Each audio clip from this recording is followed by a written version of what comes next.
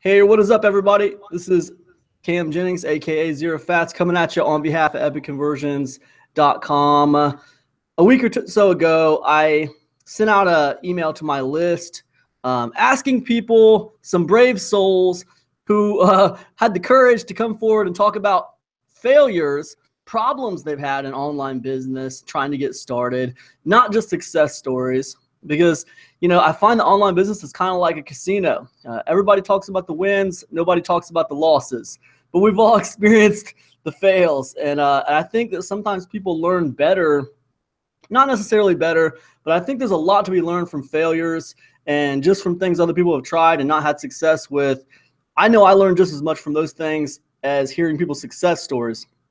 So I wanted to put together a series of interviews about those kind of situations. And, I have Paul on the line with me today. Paul's one of those brave, courageous souls who's agreed to talk about some of his failures and some of the things he hasn't had much success with. And I want to welcome you to the show now. Thanks a lot, Paul. Thank you so much. Appreciate it. It's great to be here.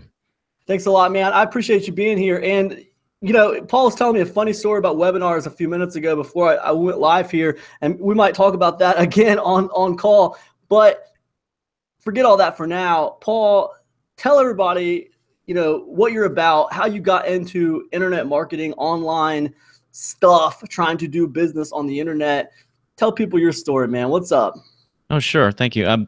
Well, I have been in media my whole career, and I came to a point, this was about 8 years ago, where I had a cool gig, and I said, I gotta be done with this video and media stuff, and I got this cool gig with this company, and I was a solopreneur, so to speak, just one contract. Well, the contract went away. I moved out to Colorado, I was like, where do I want to live? Because I can do this anywhere, and I worked online.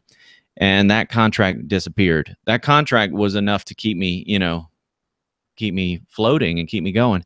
That contract went away, and all of a sudden I was like out there in Colorado where it's beautiful, but I had no job. I had nothing else built up. And I said, I got to do something. I got to continue this on the internet. And really, and right now I'm a full-time worker.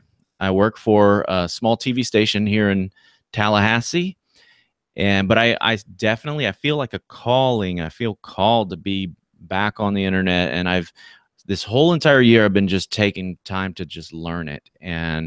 But everything I've tried so far really has had very little fruit, so to speak. That must have been tough, man, to, be kind of working for yourself there and being independent like that, then kind of having to swallow your pride and go back to work for a company again and not be an entrepreneur there, so to speak. Yeah, it was crazy. It was the most money that I had made so far in my career. And then I found myself, literally just constantly applying for jobs and looking at $10 an hour, like taking, oh my goodness, like I had to stop writing how much I was making previous because people would instantly say, no, you're not going to want this job, but at that point I have three kids, and now I have 5, but you get to this point where it's like, I just want to be able to continue feeding my children. Yeah, dude, that's yeah, definitely. Yeah, man, that's the crazy thing. You tell people, let me ask you this. Did you experience, was there a system shock? Was there a difference between when you were in the job market before and then trying to re-enter the job market? Because it seemed like I'd worked before and then I didn't work for a while. Then I remember picking up a part-time job, and this was back in 2013. But when I re-entered the market and found that part-time job, it was like everything had changed. It felt like everything was online now, and it was extremely, there was a disconnect. There was a barrier to actually talk to someone to get a job. It was really weird. Yeah, you know, it's amazing when you think back how long sometimes you go without work. In this situation, I was 8 months, you know, and of course I scrapped and I did things. I mean, I handed out flyers, anything I could find on Craigslist, you know, somebody would pay you to do, I would do it, you know, and I was 45 years old. That's awesome, man. So, you know, to come to that point when you've had this career over here, but then, you know, you go back in, you start applying for the same type of jobs, and people say, well, why, you know, why aren't you doing this now? Or, you know, or they're looking at a lot of younger people. So I know in my heart that the talents and skills that I have are more meant now in this world. And of course, I've read the book, you know, The End of Jobs. These are things Ooh. that I try to put in my children right now to say, look, we got to build up this entrepreneurial spirit. We got to build up this, because look at what I did. Look, I went 8 months without employment. Now, I was blessed when I got back into employment. I actually started running an online TV station. Nice. So that's how I've had this education.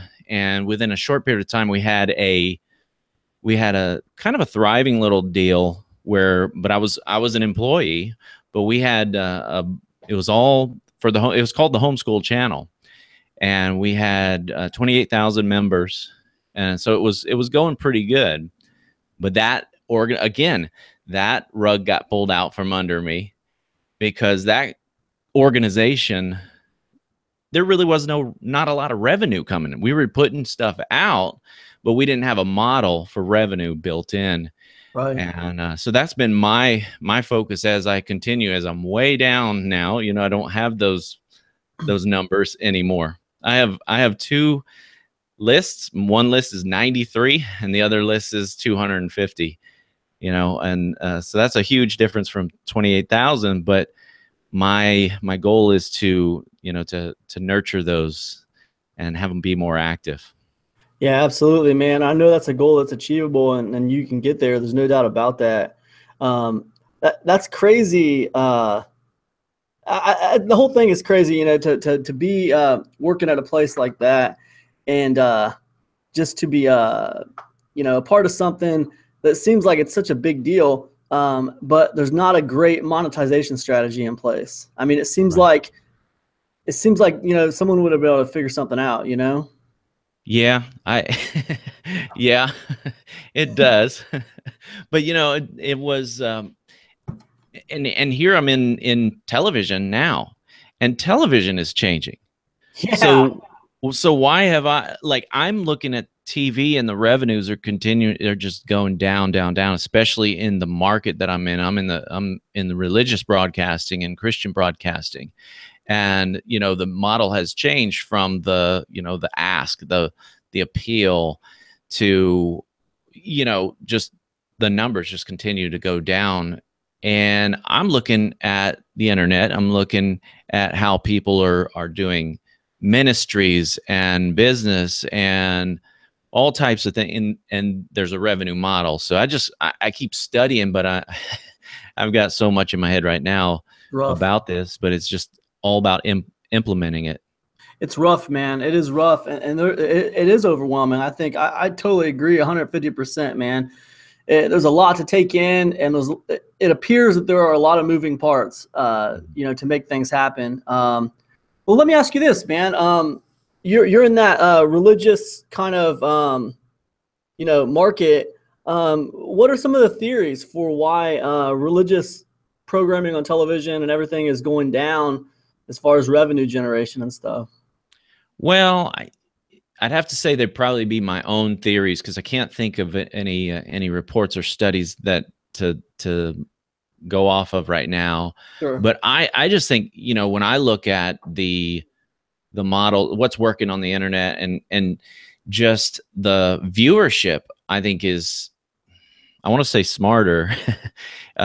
We're either that, or we've grown tired of just simply asking for money, you know. And now I see a lot of, you know, businesses actually using nonprofit as a way to really make some headway in business, to say, join with us and, buy this and you buy clean water. You're providing clean water in Uganda and a lot of things like that, And so I think that's what it needs to be. Personally, as a manager of a small station, I don't feel like, I don't turn on the TV when I see those type of appeals and see someone who's it just doesn't look like people I know, who's asking for money. You don't know where the money's going to, and and all that. So it doesn't appeal to me as a viewer.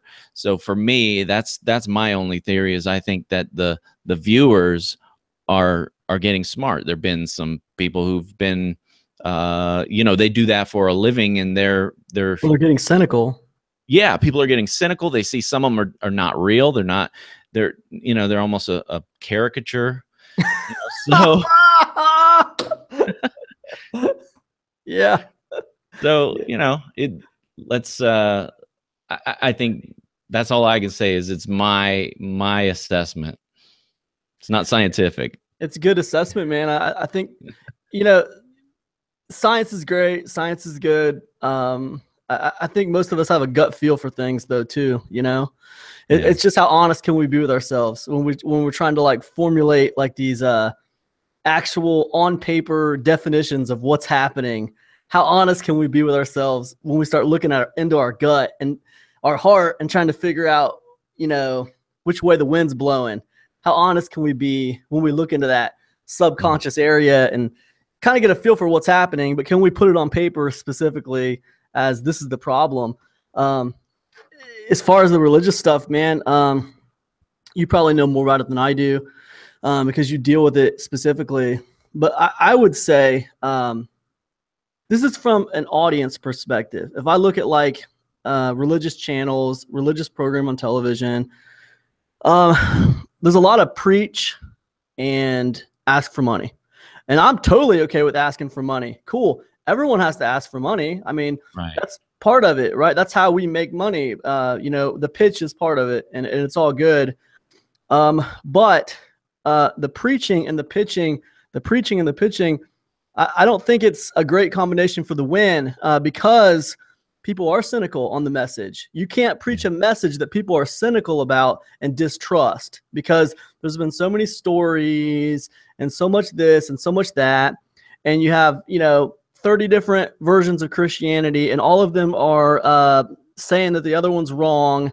The Baptists hate the Catholics. The Catholics hate the Protestants. The Methodists hate everybody. The Mormons are on another planet. I mean, and it's like, that's a lot to take in for anybody. And I think that the main thing that's off base with the religious programming, excuse me, it shouldn't be about, well, here, I'll give you an example. What I was going to say is it shouldn't be preach, pitch. It should be deeds, pitch. You know what I'm saying? Inspire people with action, not with religion, with action. Because then what happens is that makes people interested in the religion. You know what I'm saying? Like, I'll tell you how I ended up coming to church. This is probably what started the whole process for me to, be saved. Okay. And I'm not like the best Christian because I have a bad mouth sometimes. And I'd say cuss words sometimes when I shouldn't say cuss words. It's not cool. It's infuriating, man. I can't believe I keep doing it, but I do. Anyways, so I lost my train of thought, man. I'm sorry. But, okay. But yeah, I understand you're talking about the, the actions speak louder than words factor. Yeah. And I agree. And, we see, and then from what everybody's telling me in fundraising, stories, are what, when I look at, I have a friend who has something out there on, one of the crowdfunding sites. And, I helped in, kind of in a little bit of a advisor role and, working out that story. And that's, so, I agree. I agree with what you're saying And there. I And remember, I was working at this hospital, right? And I was what they call a telemetry technician. I watched heart monitors.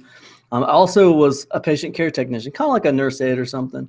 But I worked with this one nurse, right? Excuse me. And she was like really positive, man. Like just like a really, you ever meet someone who's just really positive? Like it just oh like they yeah, always seem to be like, man, it's just kind of cool to be around that person, because they're yeah, always kind of positive and not in an annoying way, right. but just in like a cool way. Like, just they always seem to be in a pretty good mood and whatever. So it was good. I considered that her personality, whatever. One time I was at work and she happened to be telling a story to other people around, and she was telling the story about how her and her husband had to bury their 9-year-old daughter, and how it was a battle, like a 2-year battle. She had Mm, cancer, and it was just this crazy battle, man. And I could tell she was kind of reliving it as she was telling the story to everybody, and mm, and it was like in and out of the hospital, And she told the damn story so good. There I go. She told the story so good that like I could kind of get a feel for it of what that must have been like. In and out of the hospital, constantly praying, being a Christian, praying for your daughter to get better, and mm. then she just gets weaker and weaker and weaker, and then dies. And in my mind, it was like, that was crazy. Like if that would have happened to me, that would have been devastating to me. And I know it was devastating to her and her husband. And but then like a day after Yeah, she that, was still one of the most positive people that you know. yeah, because I had no idea until she told that story. Yeah. And then like it took me a day to kind of put the two things together. But then I was kind of like, I gotta, because I didn't even know that she was a Christian, She wasn't the kind of person to preach all that stuff at work. But then I went back. I said, "Hey, listen, man. Mm, Here's what I don't understand. And like that story you told the other day, like that was insane. Like if I dealt with that, man, I would just be devastated. How are you so positive all the time? I don't understand." And then she said, "Well, I go to church. I go to church every Sunday, and I said, well, where do you go to church? I need a little bit of that." Because I've been to churches before and I didn't walk away acting like that. wow. I'm still kind Wow. of a pessimistic jerk. So, so then she told me where she went to church, and then I started going to that church. So to me, I guess the point of it is Yeah. like it was her actions and the way she acted, the way she presented herself, that I was pulled to. It was like I want to be positive. I want to see the world from a positive place and affect the world in a positive way. Like, Mm, what's your secret to that? So I guess to me, yeah. like how that translates to what you're doing, not what you're doing right now, but that whole space, to me, it seems like it would translate better. Don't preach to me. Put a show on and show me what you're doing to affect positive change in this world. Put on a Mhm. series where you're going to a country and building houses for homeless people that don't have running water. Show me what you're doing. And then at the end of every episode, pitch for money. Guys, guess what? We're getting ready to do the same thing in a country that's even poorer than this one. But we need your Mm. help. So anything that you could give us will be appreciated. And it's going to be on next week. We're going to be doing it again. You guys can watch us doing it. Like that kind of positive action affects change. And I think that is what inspires people and change. That's my opinion. What do you think? No, your story is perfect example. I mean, I can agree with that in my own life as well. Even in the current job that I have, with the perception of Christian TV or televangelists, if you will, when I looked at this job, it came available, and I said, do I want to get involved with that? Is that me, or, and I looked at who my boss was going to be. And he's like you said, he's one of the most positive people that you would ever meet. And he actually even has a show, Christian Fitness. Nice. He's one of the most like in shape people, but he's never in your face about it. You know what I mean? Like if you have lunch with him, he doesn't go, are you going to eat that? Nothing like that, but the guy is so like positive, and he just looks healthy, that it makes, I'm like, yeah, I want to work for him. I want to, be part of that organization, because it's not what I thought it was, as far as, what our perception is. Yeah, man, that's the thing, I think. And it's just, like from a marketing standpoint, you can say, well, that's audience building. That's audience building 101, but yeah, it's like what marketers see to be is basic, a lot of other people don't. Just, people working on TV, they might not get that. So, it's, I don't know. Mm-hmm. It worked for generations and generations and generations. Preach, pitch, preach, pitch. And like, I don't know. I think it does come back to cynicism and just the way people are perceiving the world. Think about this for a second, Paul. This was driving me crazy the other day. Like when 9/11 happened, back in 2001, when 9/11 happened, that was a big deal. Like, and we still kind of like have this moment every year on 9/11, like where it's like, wow, this is crazy. We got to remember that. But what about the shooting at Fort Hood? What about the Sandy Hook shooting? What about all these other crazy things that have happened since, like several times a year? What about the guy who shot up all those people at the movie theater? It's like these are tragedies. These seem like big, huge tragedies, but it seems like they're here today and gone tomorrow. Like the narrative is sped up so fast, people can reflect on it for a day and then they move on to the next thing. And that's crazy to me. Yeah. I don't know. Right. I just think that there's a narrative to it. You know what I mean? And it's sped up really fast. And I think it produces a more cynical person in general in society. And I think that to combat that, to be successful in any space, really, not just the religious space, but especially the religious space, because you don't start from zero. I could start a YouTube channel or an audience, and I could freaking be talking about Hot Wheels, and it's like I'm starting at zero. People don't know who I am, but I'm starting at zero. If I start a channel about God and religion, I'm not starting at zero. I'm starting at -20. People already have an opinion. They already have an opinion, and yeah. It's weird. And it's like, it's not just some people who don't want to be religious. It's like, why is there so many different variations of religion? You know what I mean? Even Christianity, there's so many different variations. They discredit each other. Mm-hmm. And that produces a cynical person. What's your take on it? What do you think? Well, for me, it just has to go back to the humanity of it. I mean, just personally, and you said I can plug blogs and things like that, absolutely. but mine is pbass.net, and my kind of my catchphrase is basically the deal.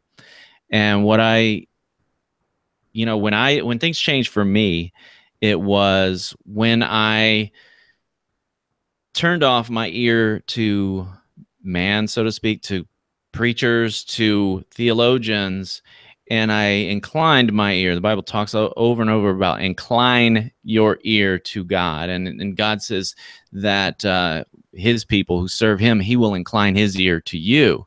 And so I started doing that. I just got the Bible, and I actually feel called to write a book on this because it made such a big difference in my life. But where in the past I had said, well, I don't understand this verse. what does so and so, and these guys, some of them are great people, you know, great teachers and everything, but the thing is, you stack teachers upon teachers upon teachers, and eventually you're just repeating what teachers say, popes and theologians, and, you know, on and on and on, and you build that over 15, 17, 1800 years. It just changes, you know. That's my opinion. But if we can get back to the roots of it, that's what changed my life, is when I got back to the roots of it. And then when I had questions, I might put a question mark in the, you know, in the side right by the verse and say, I don't understand this, but I'm going to come back, because I'm going to go through the whole thing first. And for me, for my family, it was transformative, you know, because I took the, you know, even Jesus said himself, don't call another man father and don't call another man rabbi.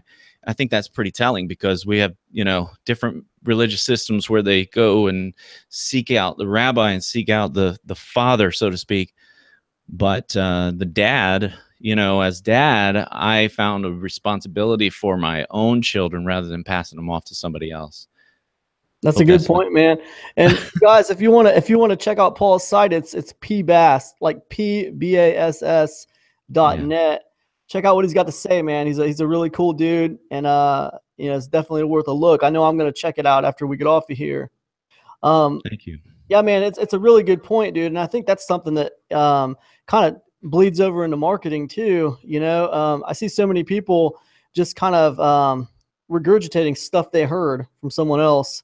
It's not something they've actually tried or something they've actually done.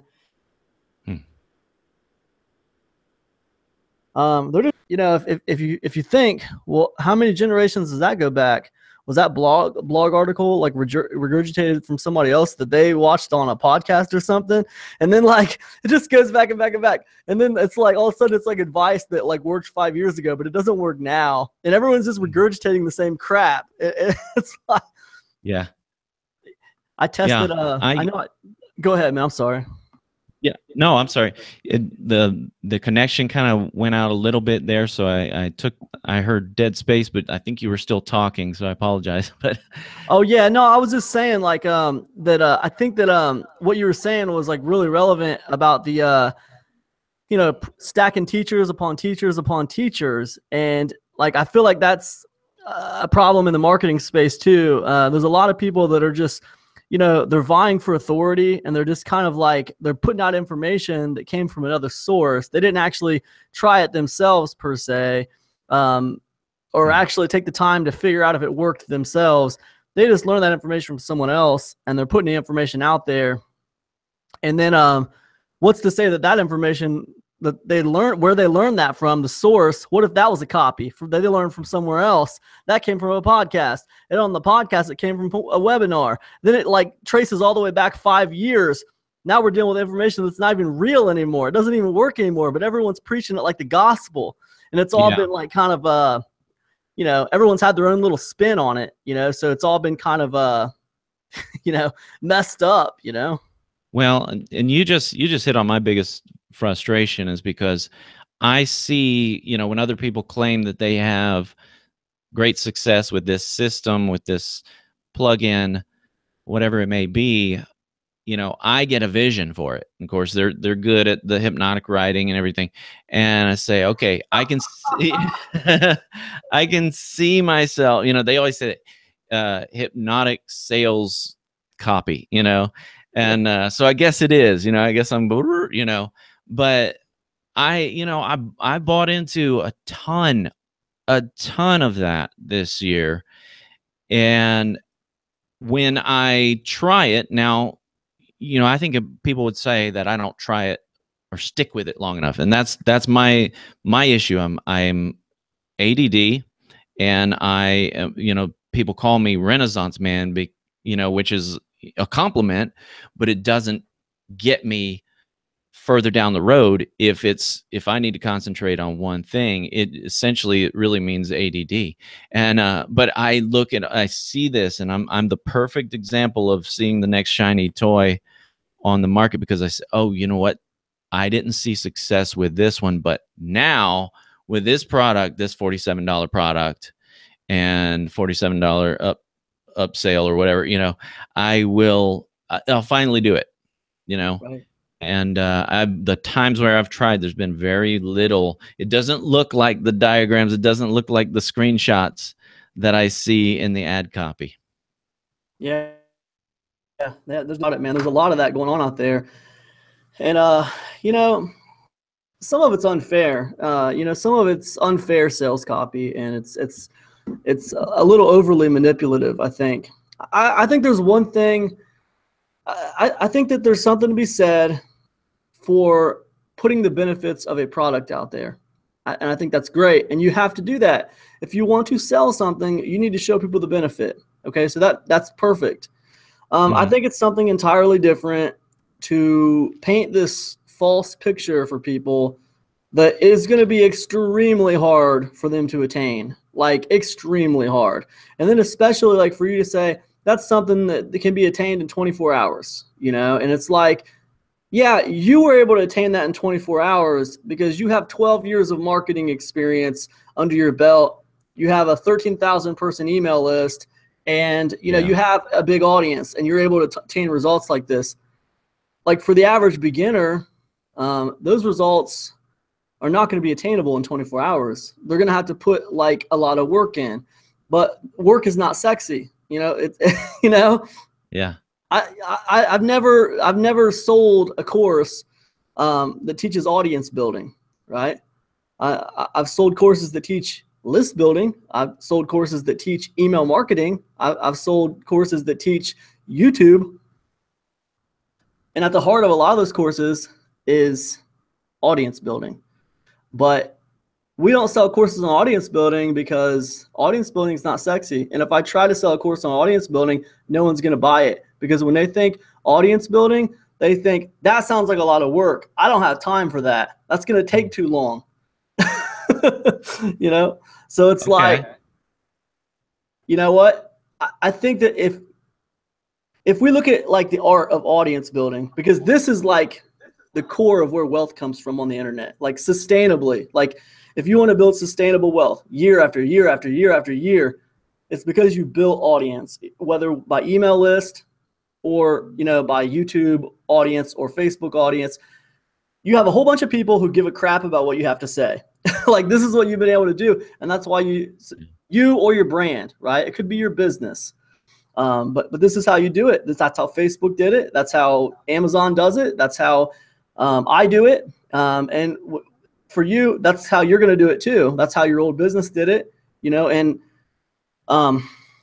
you know, I think that with audience building, it's kind of like digging a ditch, you know. Like you might have to dig a ditch in your backyard, right, Paul? And it's like, I have to dig this ditch in my backyard. Man, I don't want to do that. That's going to take too long. I don't got time for that. Yeah, man, but look, it's going to take longer if you just complain about it and keep on looking for shortcuts and ways out of digging a ditch. Let me just see if I can find another way to handle this without having to dig this ditch in my backyard. Okay, well, you know, the longer you take messing around, doinking around, and not doing what you need to do, like the longer the ditch isn't going to get dug and you're not going to have a septic tank or whatever. And then it's like, if you just say, screw it, show me the best way to build this audience, show me the best way to dig this ditch, and I'm just going to get started today, and I'm going to build it, you know? Yeah. And then I'll measure my benchmarks. I'll measure my success by how it's growing and how do I need to adjust and stuff like that. But that's my take on it, man. I try to give people what they need in the courses, but I usually don't lead with, let me show you how to build an audience. Yeah. So you know, and if you can, I think I found you or got on your mailing list when you had some product that was, you know, you know, you're zero fats, right? Yeah. Yep. Can you know, and if I remember correctly, it's, you know, that there's all kinds of fluff out there, and you're trying to almost like I say, my motto is basically the deal. That's what attracted me to what you were talking about. Is here's the deal. Yeah, you know? Just kind of cutting through it a little bit and just being real with people. I think that transparent marketing is the best. You know, it's funny, man, because it's all it all ties in together. You know, the key is audience building. The core is the email list. And, you know, I think, you know, it all comes back to showing people what's happening. You know, when we think about like religion and we think about, and I didn't even know that was happening. So I appreciate you letting me know about that. I mean, I didn't even know that was such a big problem in the religious, you know, broadcasting industry. But I know that if I was operating in that industry, I mean, I know what I would do, you know, and I'd go back to principles of audience building, and, you know, people are cynical, and that's just the way of the world today. I mean, look at our president, you know, it's nothing against our president, but it's kind of a cynical place. And if you look at the things he talks about on YouTube, or not YouTube, but Twitter, you see the things he's putting out there on Twitter. I mean, this is our leader of the United States of America, and like, he's not the most positive guy. I mean, he puts a lot of things out there. He points his finger a lot at people, and, you know, and I'm not trying to bash our president. He's not diplomatic. Yeah, he's not diplomatic. And look, I think that it's great to be honest. I think that's great, but, you know, it's, what do people want to see at the end of the day? Would you rather me show you positivity and, you know, show me doing positive things that affect change in the world? Or would you rather me bash the Catholics? Or would you rather me explain to you why, you know, the Baptist religion is the right religion and the Mormons are all going to hell, right? What would you rather see? Mm-hmm. Would you rather see me on TV affecting my community in a positive way, going out there, helping heroin addicts, you know, helping heroin addicts get clean, using the money that you're giving to me to affect community in a positive way? Or would you rather see me bash the Catholics for worshiping idols? What would you rather see? What would you rather see, Paul? I know what I'd rather see. Right. Yeah. I'd rather see the first. You know, the former is to see the action. You know, that we even have the scripture that says that you'll overcome by the power of your testimony. You know, and that's like what's real, what's, you know, what's working out there, in how are we making the world a better place. And I appreciate that about a lot of internet marketers. They'll show, there's some that are, you know, the stand in front of the who knows if it's a rented Rolls Royce or not. I don't know, you know, but some of them are doing that, you know, because they're appealing to our own, you know, like, I want that money, you know, that. I'm about that. I'm about that mansion. Yeah. But then there's some others that I've been, you know, attracted to what they have to say, because they're like, hey, here's me and my family in the Philippines where we helped to build this, and here we are in Honduras when we helped build some bathrooms for huts that had no running water, you know, those type things. And that's where I say to my wife, because she's really not a believer in this, obviously, because I've been trying it for years now with very little results. But those are the ones I show her, and I say, look, they're changing the world. You know, they're doing things that are positive. And you can't do that constantly working for 10, 15, even $20, $25 an hour and raising a family. You're just going to use that there. And that's an awesome pursuit. I'm willing to do that if that's all that God has called me to do. Right. But if I feel called to help further than that, I have to find ways to make my impact greater and be able to provide something that's worth it to people out there, in order to go out there and accomplish what I feel called to do. Does that make sense? That's righteous, man. That makes total sense. That is righteous, dude. That is a righteous cause, man. I'm behind that 150%. Dude, tell me where you're at right now with online business. What is happening in Paul's world?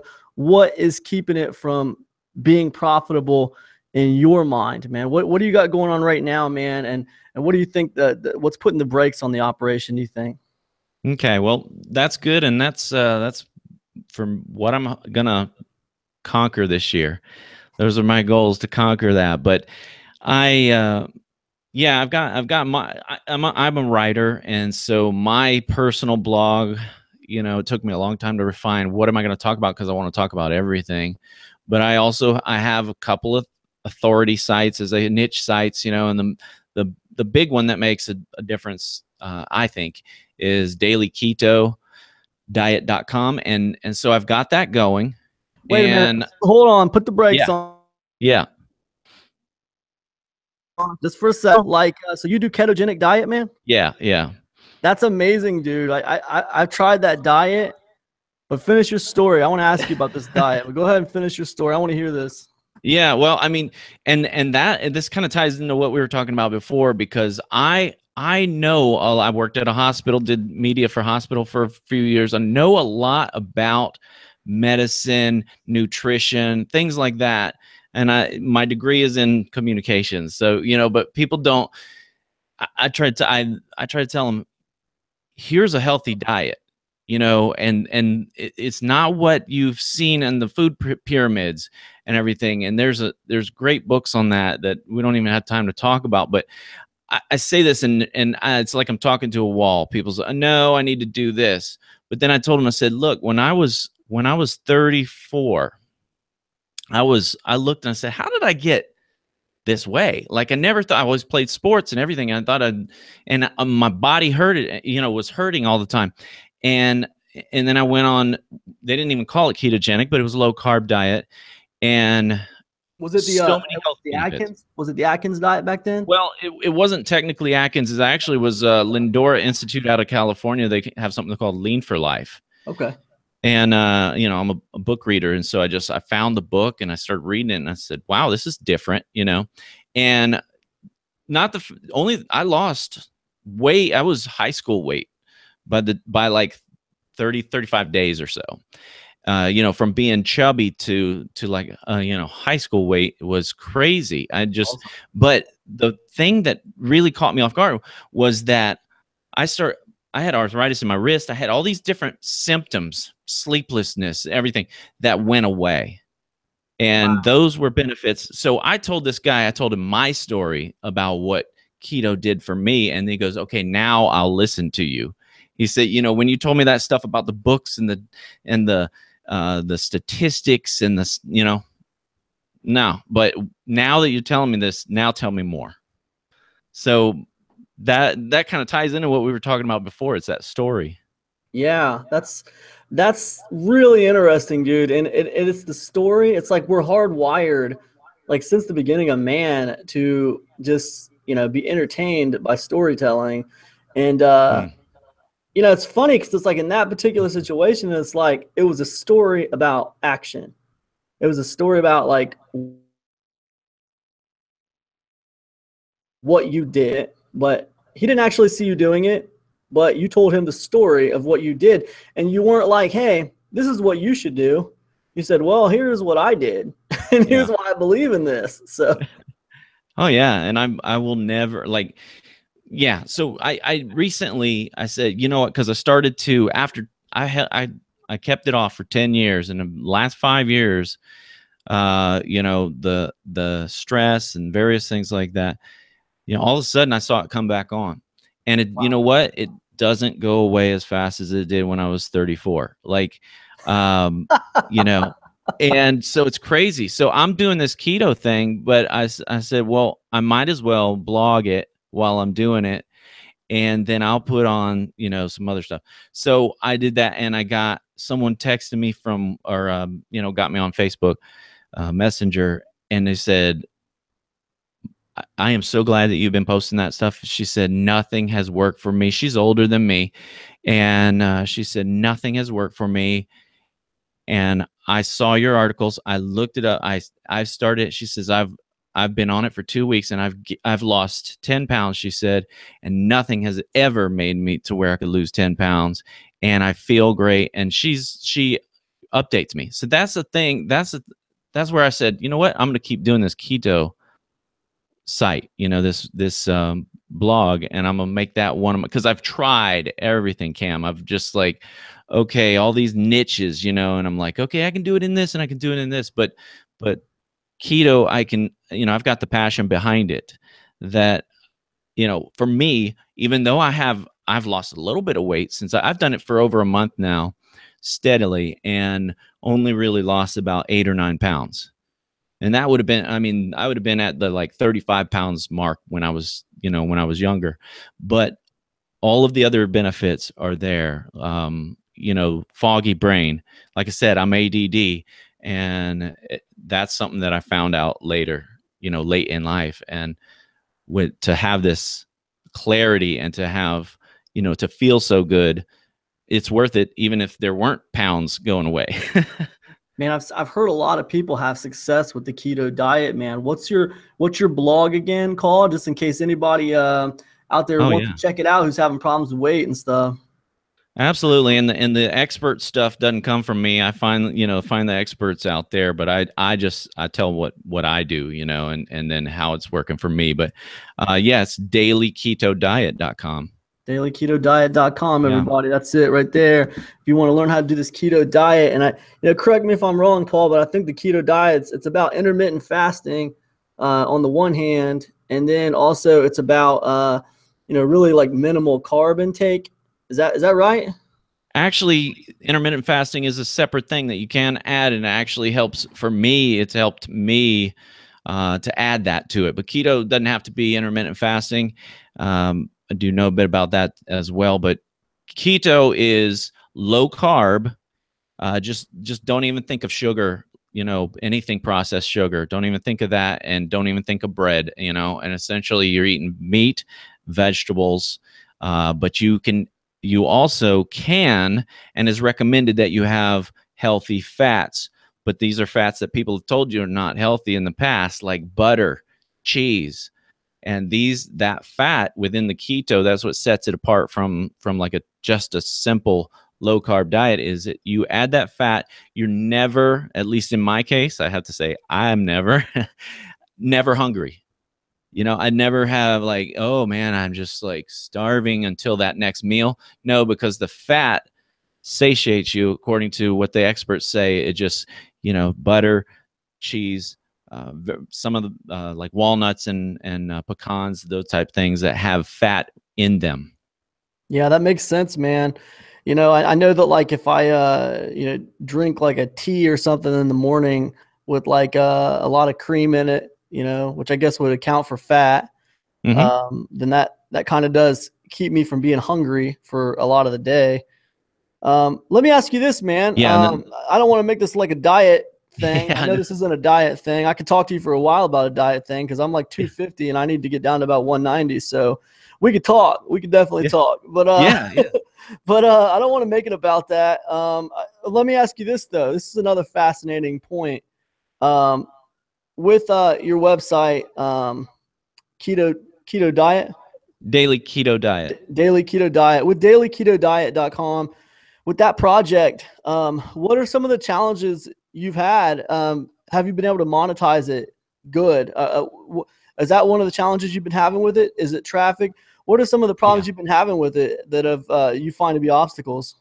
Yeah, that's the obstacle, and I guess that's my next phase, because I guess I spend so much time writing that what I need to do is get the good lead capture put in place. I have lead capture on my personal blog, but on the Daily Keto, I don't have it set up properly. I don't have a follow-up system, funnels. That's really where I'm stuck there, and where I'm trying to implement. That's my goals for this year, not just with that site, but with all of the other. I also do some consulting and things like that, but that automated follow-up, the funnels, is where I really get hung up on, and I haven't really successfully kept up that email interaction with people on the list and built that list. For that site specifically, I may have half a dozen people on the list, if that. Do you know where the traffic is coming from for the dailyketodiet.com? Twitter, I would say Twitter and Facebook. I have done no ads on it. Okay. Because I'm, we're about 40-ish days into it, 40, 45 somewhere. Okay, so it's pretty new. Yeah. Okay, cool. So but just the fact that there's actually been some feedback. Awesome. And good feedback is really helped me. And then, you know what? It helps me because I'm talking about daily keto diet, and then I hit a wall, and all of a sudden one of the readers says, man, I've lost, Thanksgiving I didn't cheat at all. Some Christmas banquet, I brought my own, this and that, and I did great. And I'm so excited for her, Dude, you should to ask hear him for an that. interview. Yeah, so that keeps me going to say, okay, You know I what need I mean? to stick with this, You should grab an interview, man. When you get someone coming on your site and they tell you stuff like that, man. Yeah, that's a good idea. I'd grab an interview. Like, even if they're not comfortable with the with the camera, Yeah, ask them if they'd be cool with like some questions, like by email or that's a whatever. good idea. Yeah. You know what I mean? Because then that's another blog post on your ketogenic diet thing, That's and true. then I don't know. I mean, but if they'd be willing to do the video, man, that'd be pretty good, right? Yeah. That'd be pretty good. And let me ask you this, man. On your dailyketo.com, dailyketodiet.com, Yeah. do you have a YouTube channel attached to it by chance? I don't yet. That's one of my goals for this year too. I've got a list. It's like I've got to go down the list and say, okay, Facebook page, Twitter, and YouTube channel. Man, I'll tell you something. I mean, if you're okay being on video, like if you're okay just like pointing the camera at your face and talking about a couple of things, whatever. Yeah. I'd put that at the top of your list, man. Just because of the simple fact that I mean, look, let's face it. Okay, so if Google is the #1 site in the world, and then YouTube is the #2 site in the world, this is like where people hang out. So Google is a doorway. It's a portal. Like, people go there to go other places. They don't just go there to hang out on the Google search page. Yeah. So that makes YouTube #1. That makes YouTube #1. People go to YouTube and they spend hours there, learning, being entertained, consuming content in the video form. And YouTube is basically saying, here's the keys to a free television show, Paul. Here you go. What can you do with it? Free television show on the biggest website in the world. There you go. What can you do with it? Right. That's an amazing opportunity. You know what I mean? That's insane.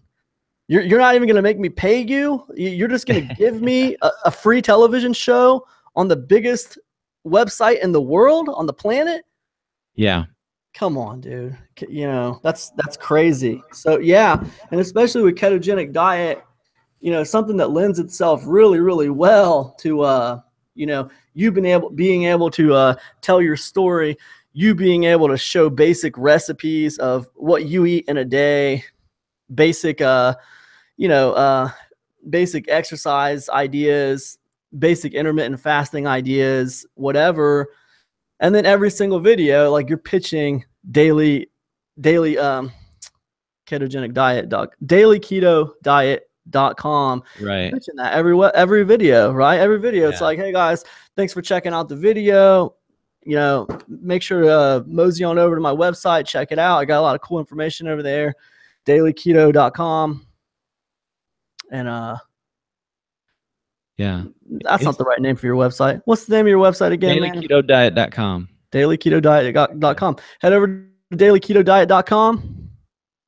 Yeah, that's the DKD. The DKD. Head on over to the DKD. Check it out. You guys know what's up. Yeah, but man, no, but seriously, it's a good opportunity, man. I think it would help. It would help a lot. Do you have analytics hooked up to your website, like Google Analytics? I have an account, but I don't think I have it set up on dailyketodiet.com. Yeah, I think I've come down with, okay, what plugins I'm using and things like that, but I haven't put in the Google Analytics yet. I tell you, man, if I'm definitely not trying to tell you what to do. You got to do what you want to do. You're the boss. No, I appreciate it. But if it was me and daily.com was my thing, I tell you what, I would first thing I'd do is get Google Analytics hooked up. Okay. So because That way I'd know where my efforts were succeeding, you know? Sure. I mean, Yeah. if you're doing Facebook stuff and you're trying to do a little stuff on Facebook to build audience and kind of maybe push some people at your website, that's cool, but that takes time. Okay. If you're doing some YouTube stuff and you're trying to use YouTube to kind of push people at your site, I mean, that's cool, but that takes a lot of time. So you need to know where the traffic's working. Where are people responding positively? Where are you getting engagement from? Where is this traffic coming from? So like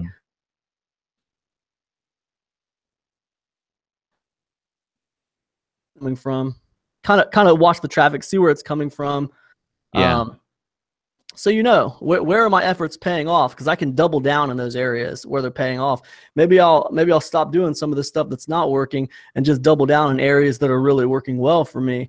So I get your analytics hooked up straight away, and then I'll tell you what, man. The second thing I would do is I'd take YouTube up on that free television show. I'd say, hey, thanks. I don't mind if I do. I'll throw my hat in on that one and see what happens. Yeah. And then just plan out, 20 simple video ideas, Shoot, man, I can tell you right now. I mean, like, and I'm a guy who has looked into the ketogenic diet. I even bought a course on ketogenic diet. So if I type in ketogenic diet on Google, and I scroll all the way down to the searches related to ketogenic diet, these are the 8 searches, the most popular 8 searches for that term. Keto diet menu. Do you think you could do a video about that? Oh yeah. Keto diet menu. Think you could give people a kind of a simple daily menu that they could use for a day of keto diet? Absolutely. And then so the second most popular is keto diet food list, like foods that are okay to eat on keto diet. You think you could do like a top 30 foods that are okay to eat on keto diet? Easy.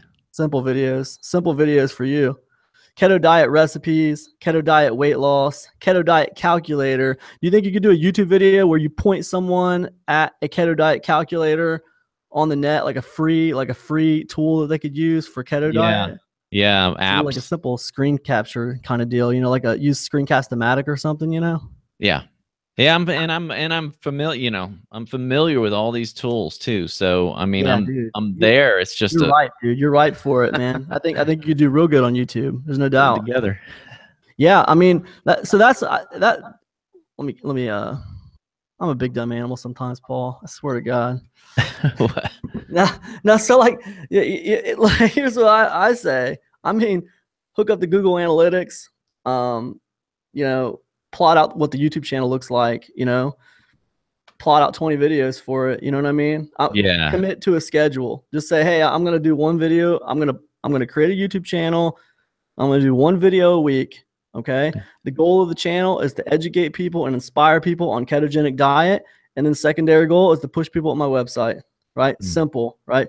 Put a lead magnet in place on the website. You say you don't have a lead magnet in place on it right now? Right. I do not. So just that's that, I would probably do the Google Analytics, get the lead magnet in place, and then you could plan the YouTube channel and then execute the YouTube channel strategy after your lead magnet's in place. That way, man, you can pitch the thing. I mean, you're the boss. Whatever you want to do, you can do it however you want to do it. But yeah. You have any ideas for lead magnets? I even have some PLR. I have some PLR reports and books that help with that. I don't know if I have a specific keto one, but I've got different exercise and things like that.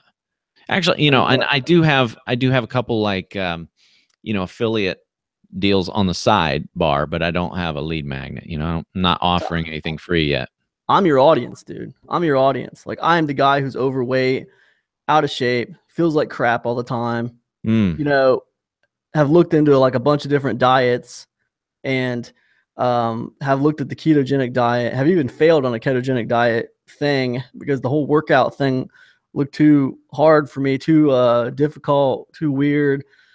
So I failed. I failed brilliantly at it, after buying a course for like $30-something and failed miserably. I failed on DDP yoga. I tried to do DDP yoga. I spent like over $100 on the DDP yoga course, and I bought the heart rate monitor and everything, and like I brilliantly failed to take action after like a week. Yeah. Yeah, it is an adjustment. Again, it kind of stops. I don't know if you stopped, but it is an adjustment. But once you get past that milestone, you know, once you get past that time, and you say, just like you know, her name's Candy, the one that contacted me. She, you know, when she reached it, she was just blown away. You know, she was just floored because she said she has tried everything, you know, and you know, I became kind of a hobbyist on some of these things, so I've tried a lot of things too. You know, what if you did what if you did a cheat sheet for someone who wanted to like you know, lose weight and get started on the keto diet, you know, like something that was easy to consume, you know, like a simple 1 to 2 page cheat sheet showing them, you know, step 1 do this, step 2 do that. Yeah, you know, it's basically the deal, you know. Yeah, that's the deal. And then like you could even put like a link to a YouTube video. Like at the beginning of it, at the beginning of the cheat sheet, you could put like a link to a YouTube video, and the YouTube video would be really like an unlisted YouTube video, you know, like no one else publicly would see it, just people who got your lead magnet. And on that video, you could like tell them your story. You could be like, hey man, listen, here's what happened to me. But anyways, I just wanted to put together this little cheat sheet for you guys. I hope it really helps, you know, you get started. You know, hit me up on my YouTube channel. You know, I'm always putting new videos out every week. Hit me up on my blog. You know, to your success, man. You know, kick it in high gear. You know, do awesome. Yeah. Because that's easy to consume, man. You know, I know like some of my best lead magnets have been like really simple things. You know, people go to make a lead magnet and they think that like it's better to have like a big workshop or something. Oh, I'm gonna give like major value on this lead magnet. There's gonna be 99 videos. It's going to be an entire course. It's going to have like a 184-page PDF with it that you can fill out. It's a workbook. It's going to be amazing. I'm going to give it all to them for free.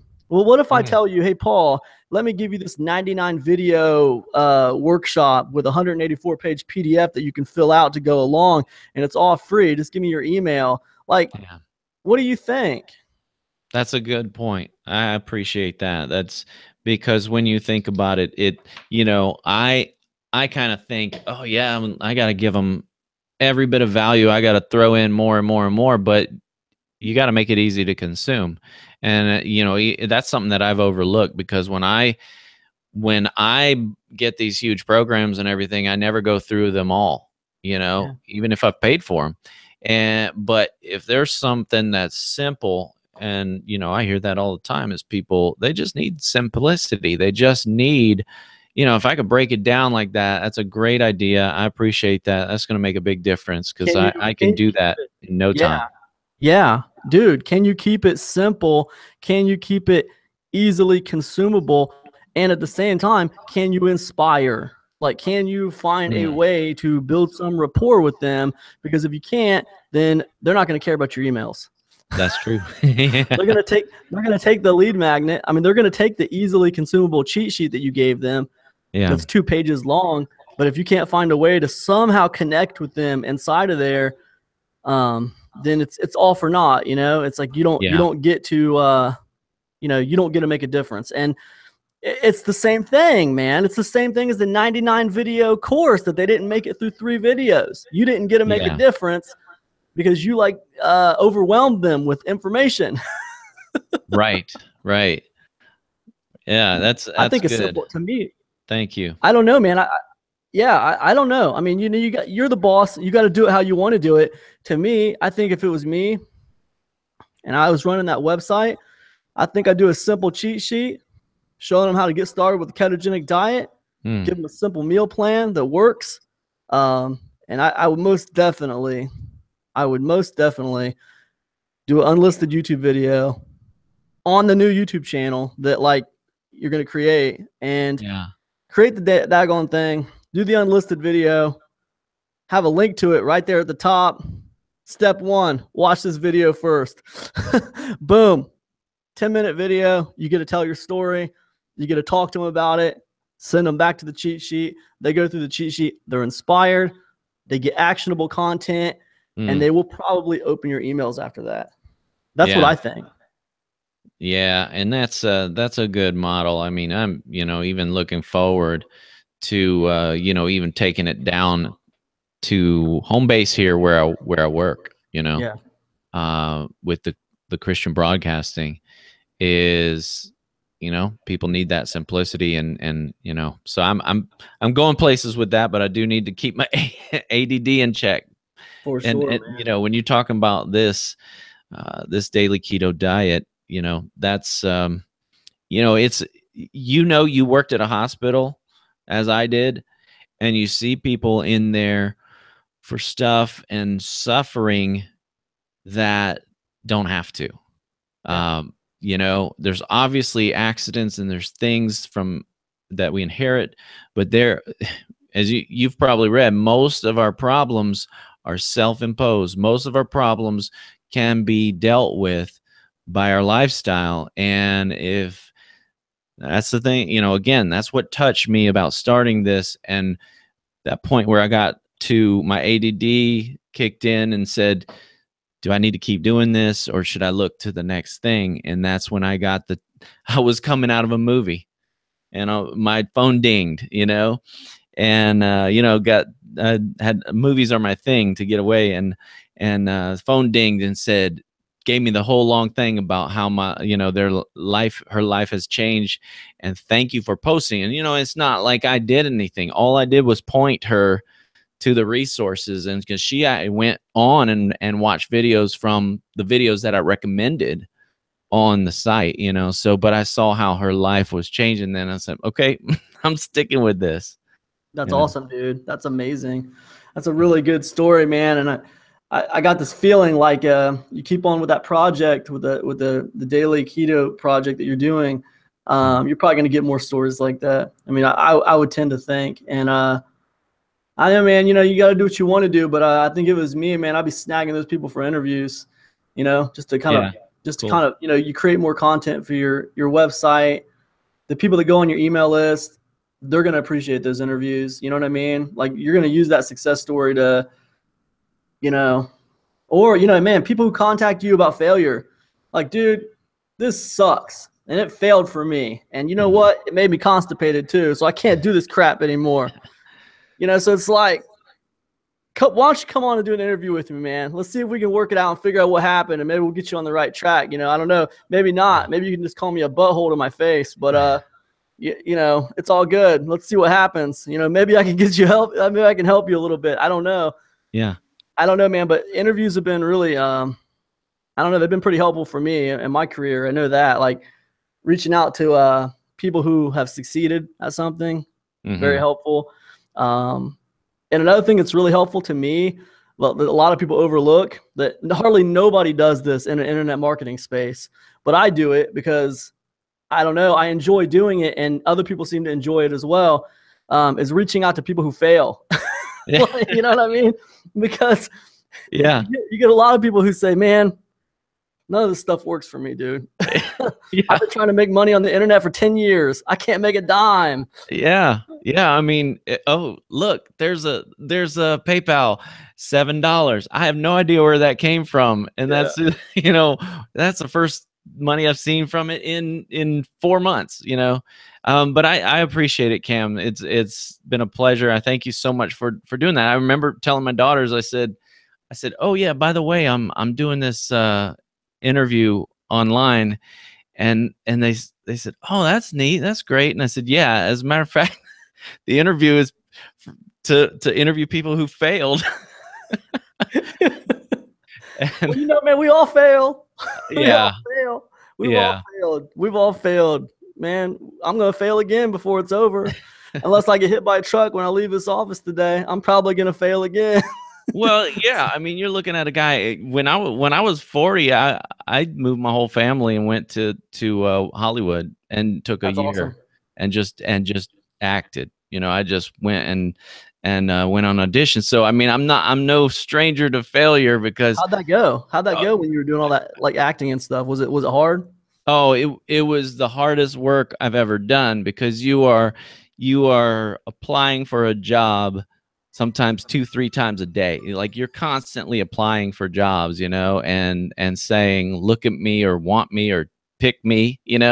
But as a creative person, I was in the groove, so to speak, and I was with a bunch of people. I met a bunch of people who were creative, and they inspired me. I wasn't able to sustain it and keep it up and go for so in the eyes of most people, it's a failure, but for me, it was the biggest learning experience of my life. Yeah, rich in So, experience, man. Rich in experience. A lot of people overlook that. yeah. Yeah, it's crazy, man. And I don't know. Yeah, I think, man, I think there's a lot to be learned from failure. I think a lot of people learn from other people's failures. Nobody That's true. asks about failures. Failure is like some kind of dirty little secret, especially in the internet marketing space. It's like a real dirty little secret. Like nobody talks about it. It's like failure is like you went to the casino last night and blew $100,000 and you're not telling nobody. Yeah. That's not what you hear. Yeah, Yeah. you don't hear about it. So yeah, but it's crazy.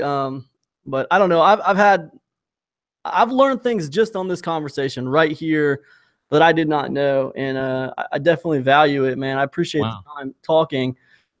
I don't want to keep you all day. I know you got stuff to do. Do you have any questions for me, man? If there's anything I can answer for you, I'll give you my opinion on it.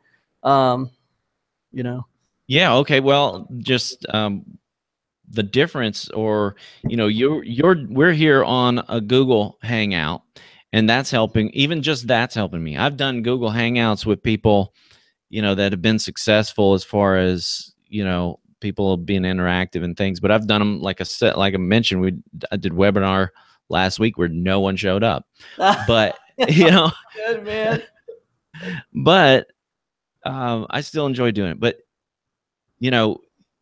what about the Facebook Live as compared to this? Because my struggle has been in the Google, like you said, start another YouTube channel for dailyketodiet.com, but which is great, and I have to do that. But what's the difference between doing that and doing doing Facebook Live, dailyketodiet.com, and then just tying that in there? What would you say about that? Yeah, for sure. Good question, dude. So there's a couple of key differences. So the first big difference is the mindset of your audience. Okay, so the mindset of the YouTube audience is, I'm here to watch, I'm here to learn, I'm here to be entertained, right? The mindset of the Facebook audience is, I'm here to interact, I'm here to be social with my friends and laugh and thumbs things up and comment on posts. And I'm here, if I'm involved in a live stream, I'm here to talk at the person on camera and hope he acknowledges me sometimes. So there's a little bit of a different mindset. Now we're doing a Google Hangout. So if I do a Google Hangout that is public and all my subscribers from YouTube get to be on it, then yeah, they're going to be talking, and yeah, I can respond to them. But still, the basic mindset is still like, I'm really kind of here to learn. I'm here to be entertained a little bit, and now I'm going to be like interacting with this kind of like person who I've been watching for a while on YouTube. So it's almost like I'm interacting with a celebrity, almost in a way, like a minor celebrity, so it's a weird thing. So I think the first thing is mindset. The mindset of your audience is a little bit different on both platforms, and they're both useful, Like you could say, well, I want my audience to be more interactive if I'm doing like a webinar, and I want to pitch something at the end. So then, hey, Facebook live stream, man, that kind of makes sense, doesn't it? But yeah, I would say the first thing is mindset. The second thing is the YouTube platform like lends itself to being monetized easier. The YouTube platform lends itself to being monetized a little bit easier. Okay. Although I would say if I'm going to do Facebook live streams every day, I'm going to go Patreon. Like I'm going to open up a Patreon, and I'm going to have some content in there just for my Patreon. Do you know what Patreon is? Are you aware of? Are you? I do. Yeah. Yeah. I'm going Patreon. I'm going Facebook live stream to Patreon. So if I'm doing live streams every day on Facebook, then I will monetize it with Patreon. You know, if I don't have my own membership site set up, I'm gonna open up a Patreon. Patreon's gonna take 5%. It's not very much for it to have a nice solid structure in place already, and it's great. It's fantastic. And I don't see anybody on Facebook live streams doing that. Nobody's monetizing with Patreon yet. Okay, so here is the biggest difference, and this is important. Okay, the biggest difference, and this is the problem with Facebook live streams right now. Okay. Facebook live streams are slaves to the timeline. They're slaves to the timeline. Okay. Think about this. When was the last time you watched a live stream that was 2 weeks old? No. Yeah. Okay. Well, I got people commenting on my YouTube videos from 4 years ago. Yeah. Yeah. So that's the big difference. There's no timeline on YouTube. I mean, there's an upload timeline, but that doesn't dominate the platform. Okay. If I go to someone's channel, I can see their uploads. I can see what's most recent, but it doesn't dominate the platform. Not like it does on Facebook. With Facebook, the timeline is everything. It dominates the platform. When you go to Facebook, you see what the most recent stuff people posted is. And if you're watching a live stream or you're watching a replay of a live stream, it probably happened today or it probably happened yesterday. You're not looking at anything from like 3 weeks ago or a year ago. I don't think I've ever watched a live stream from a year ago. Well, actually, that would be impossible. I don't think live streams for Facebook were here a year ago. It's a pretty new platform. But I'm not saying that won't change. I think Facebook live streams are pretty young. They're young in their you know, whatever you want to call it. They're in their infancy, you know, you could say, you know, but that's a big deal, man. That's a big deal. Being a slave to the timeline is a big deal. Facebook is great for growing an audience, but your audience is not going to necessarily see you as the authority. There could be a 7-figure marketer watching your live stream, and they're going to take the authority from you in the comment section right off the bat, you know, and you're a slave to the timeline. So when your live stream is a week old, it doesn't matter anymore. It doesn't even matter anymore. With YouTube, it's not like that. All your stuff sets up there. So to me, the YouTube platform is that's good. It's a long-term investment, I think. I think that you got to stick with it. You know, you don't want to go less than one a week. You know, one a week, you need to put something up there at least once a week, you know. I think you got to have an audience building strategy in place to do YouTube. You can't just, you know, hope that people find your stuff. I mean, some people will find your stuff, but if you can kind of, you know, if you can kind of jumpstart it, if you can kind of like maybe do some Facebook live streams and kind of pitch your YouTube channel, you know, that would be a nice way to push people over to your YouTube channel with Facebook groups or with Facebook live streams. I'd use them both. I mean, I wouldn't hate on any of them. Facebook's the number 3 that's the number 3 website in the world. You know, all your customers are on YouTube or on Facebook. They're all there. So I use them both. I think they're both great. But if I had to choose one, and you're going to say, well, which one would you use for video? Then I'm going YouTube because, you know, more Facebook, evergreen. Sorry, what now? More evergreen.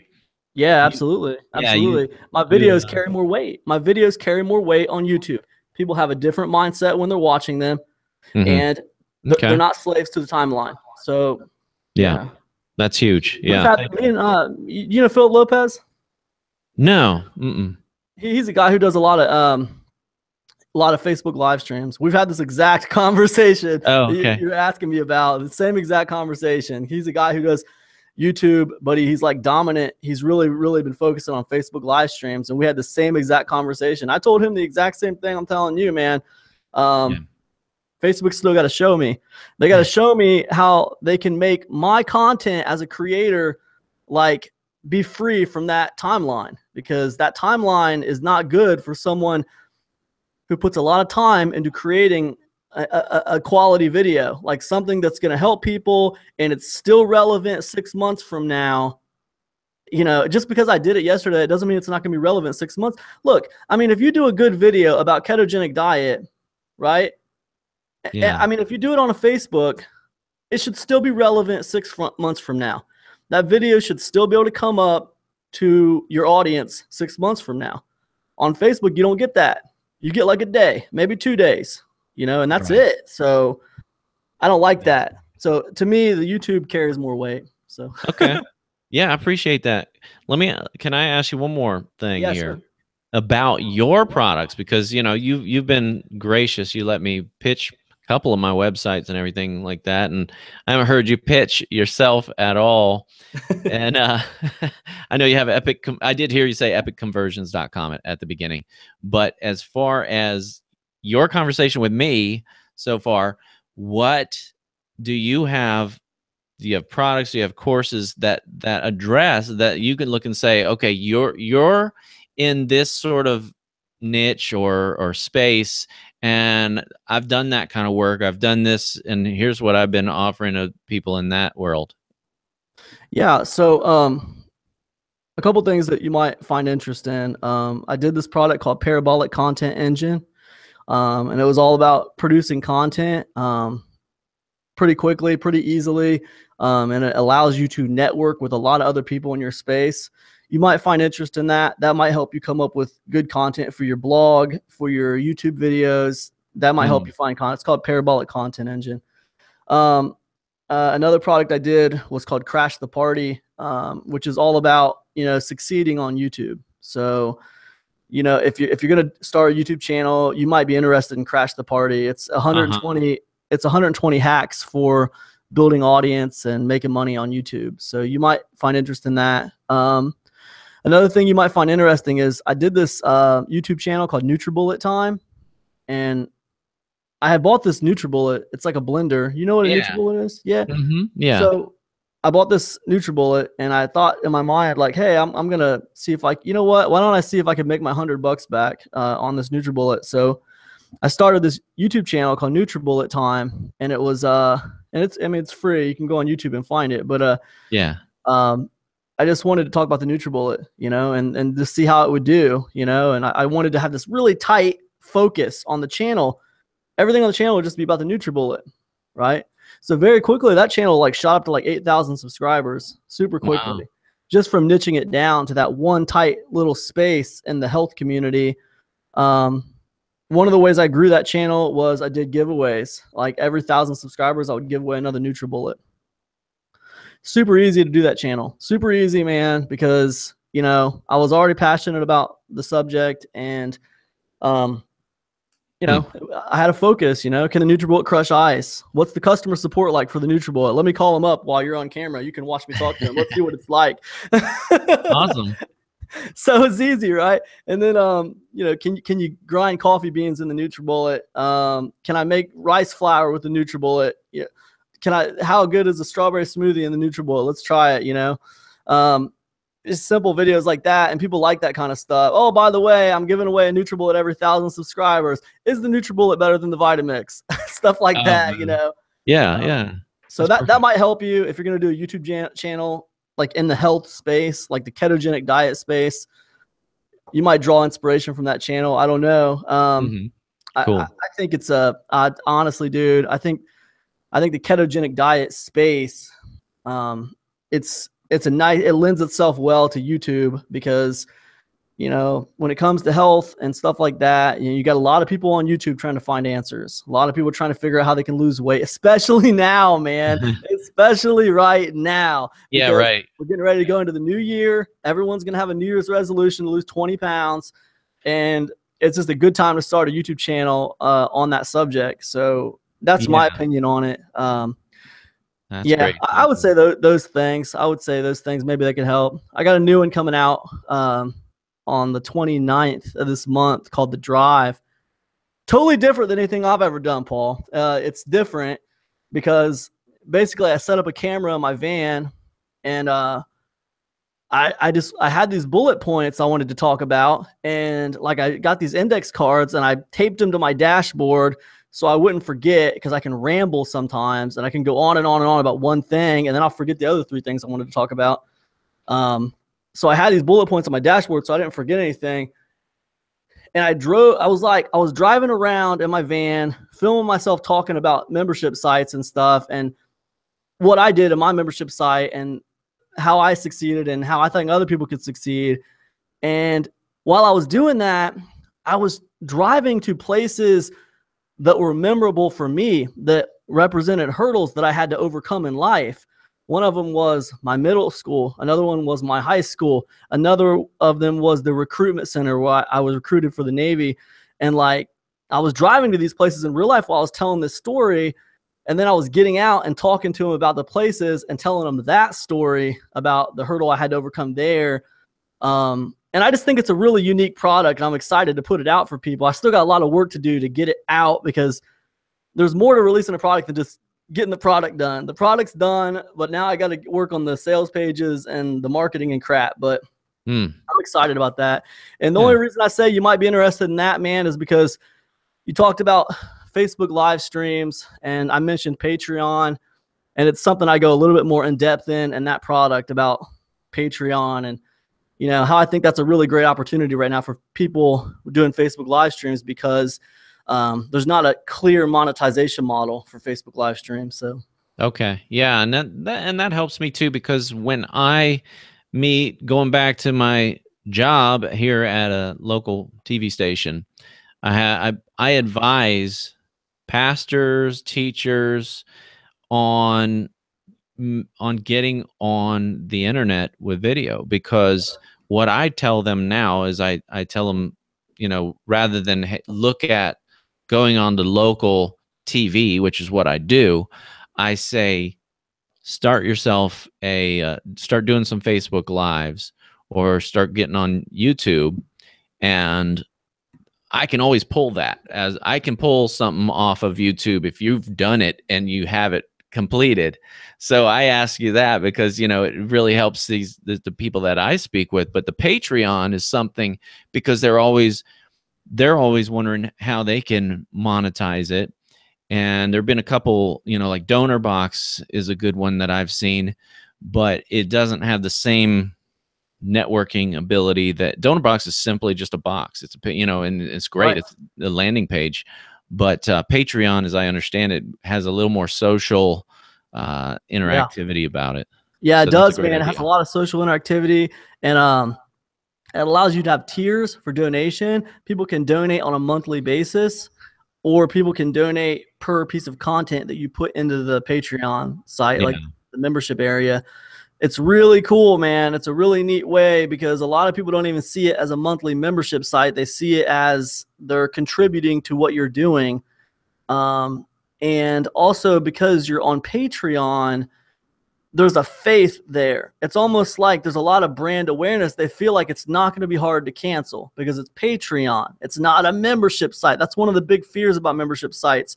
People don't want to join because they feel like it's going to be really hard to cancel. You're going to try to make them call some call center in Africa or something to cancel. And it's like, I don't want to be trapped into something I don't want to be a part of anymore. With Patreon, there's a brand awareness there. They make it, there's a confidence that your consumer has. So awesome. I was just going to say one thing about this whole Facebook live stream, YouTube thing we were talking about. And that is, Facebook live streams are a short-term strategy. You're going to see, I think, results a little bit faster with Facebook live streams because it's easy to connect with people. There's a social interaction. And things get fired up easier on Facebook live streams, but slave to the timeline. So I think, like, you really kind of need a strategy for both. I mean, to me, shoot, man, I'm probably using my Facebook live streams to push people to my YouTube. I'm probably using my YouTube to push people to my Patreon. or that's probably how I would do it, because, just because of the strategies, I don't know. It's a big deal to be a See, people don't see it, Paul. They don't see it, man, because there's instant gratification with the Facebook live stream. Like, you could start, man, I could start on Facebook today, open up a brand new Facebook account, start finding some people in my space, add them as friends. I could be doing Facebook live streams by next week, by Monday, and I would be having viewers on my live stream, but it's not the same with YouTube. You could put a video a week out on YouTube for a couple months and you're not getting any subscribers. It feels like it's harder, so there's strategies in place. I think that one strategy is to push people from Facebook to YouTube. but YouTube's powerful. When you get it fired up and get it going, it's a big deal. So I don't know, whatever, man. I'll stop harping on it. No, that's good. And your recommendations as far as monetizing are really important because, and what I've seen in my little bit of experience with no real money behind it, but I've seen it, is that the world kind of sees Facebook. They know that there are some shaytards out there who just started putting YouTube videos on, and that was their monetization. You know, eventually they get so many viewers that is monetized in itself. But those, to me, it looks like those days may be over, or at least they're just so it's a shot in the dark. But because the amount of money you make for the amount of views that you get is minuscule. I mean, you got to have millions of viewers to see any kind of money from advertising rev. But with your ideas, with your thoughts about monetizing it, tying it in, you know, with Patreon and your website, or just using it as lead capture, to me makes more sense. So I appreciate that, because I think that's one of the takeaways that I get from this is, you know, and even my helping other people is, you can't just go out and say you're going to live on a sailboat and put YouTube videos and think that you're going to support your lifestyle. You know, it's a funny thing, and I think it's kind of a misconception because, you know, and not to get too like crazy technical into this crap, but you know, like if you have 1,000 subscribers, and you're generating 10,000 views a month on a YouTube channel that's about, you know, religion, right? Well, and then you have a YouTube channel over here that's about funny cat videos, and it's got 10,000 views a month, and it's got 1,000 subscribers. Same amount, everything, same content schedule, same everything, same views a month, same everything. Their worth is going to be different. Like that religious channel might make more money than that cat video channel. And the reason why is because I'm talking about AdSense revenue here. I'm not talking about any kind of like affiliate marketing or stuff that you're doing, but I'm just talking about straight AdSense, like the money you get from the commercials in front of your videos. Like the reason why it's not weighed equally is because it's AdSense, you know? And have you ever done any like paid advertising with like AdWords and AdSense and stuff? I have. So you know it's an auction-based system, you know, and you're putting a keyword out there, and you want to monetize your ads behind that keyword when someone searches for this keyword or that keyword. Well, with YouTube, I have the ability to put my ads in front of whatever channels I want, in front of whatever keywords that come up that I want, but it's still auction-based. It's through the AdSense network. So what that means is it's a supply and demand situation. If you have one cat video channel and you have 1,000 cat food businesses who all want to put their videos in front of that channel, then guess what? That guy's going to be making some mad bank every 1,000 views, because those guys are going to be paying a ton of money to put their ads in front of his channel. Excuse me. But if like there's a lot of supply and there's not a lot of demand, like if you're doing videos about UFO alien abduction or something, and like you know, there's not a lot of people out there trying to put commercials in front of those videos. Well, I mean, hey, you could have 1 million views, you could have tons and tons of views and tons of subscribers, and you know, they might not be worth a ton because people don't have to pay very much to put their commercials in front of your videos, because there's not that many people wanting to do it. So like they're getting ads for really, really cheap. And it might even be your YouTube competitors. It might be other people who want to do conspiracy theory, UFO abduction YouTube videos, and they're going to do some paid advertising to promote their channel, and they're going to put it in front of your channel. But the point is, it's not weighed equally. Like if you do a YouTube channel about college loans or whatever, then you know, you might not need a ton of subscribers and a ton of views a month to make a lot of money with ad revenue with AdSense. But if you're doing, you know, if you're doing a YouTube channel about making money online, well, guess what? There's a lot of YouTube channels about making money online. So there's a huge supply. And then there is a demand. There's a demand. I mean, I can't do a YouTube video without getting a Ty Lopez commercial put in front of it. But I mean, you know, there again, look at his subscriber base. He's got over 100,000 subscribers. Look at mine. I got 16,000. So who's winning that war? He's putting his commercials in front of all our videos and he's taking all our people. So but the point is, you know, it's not weighed equally. So it's like people say, oh, well, you make about $2 per 1 million views or something like that. Some kind of crazy, you know, figure like that. But that's no different than saying, well, you earn about $1 per email subscriber. Like, it's no different. It's all nonsense. It's, you know, it's people trying to put a tangible value on something for new people so that they can understand something that they don't understand. But the reality is it's fluctuates. It varies depending on what's happening. So, I mean, you could make a lot of money with ad revenue. You know, it depends on your subject matter. And of course, it depends on how big of an audience you have. I don't know anybody who has 1 million subscribers on YouTube who's not making a lot of money. Put it that way. Yeah. I mean, you know, my goodness, Paul. I mean, you look at someone like, I think Casey Neistat has like, you know, I think he's got like 26 million subscribers on his YouTube channel. Wow. I mean, the guy's easily clearing $100,000 a month in ad revenue alone.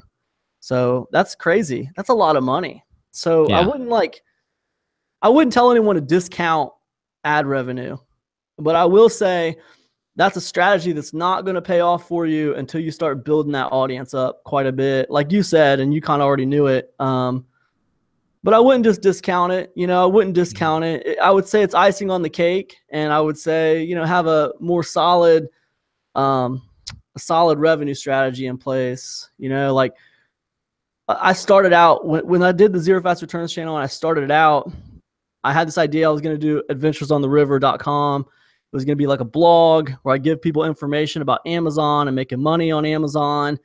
And I was going to monetize it with Google AdSense. Like I would have Google ads on my blog, on my website. And it worked. I drove traffic from YouTube to my website. About 500 visitors a month is what I was driving from YouTube to my blog. And it was making me money. It was making me about $2 or $3 a month, Paul.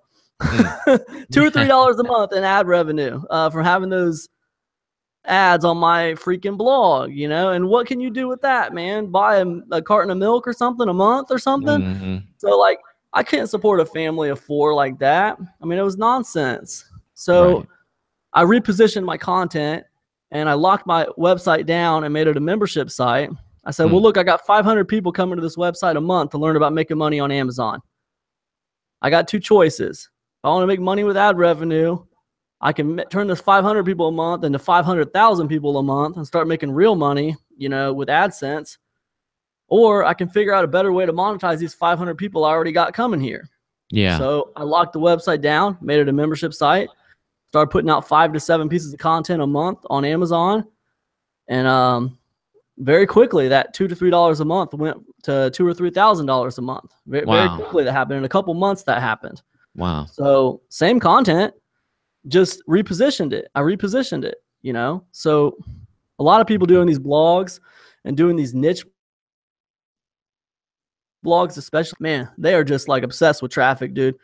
If they're getting 2,000 visitors a month, they want 200,000 visitors a month. And the reason is, it's the same problem with AdSense. Not very much money.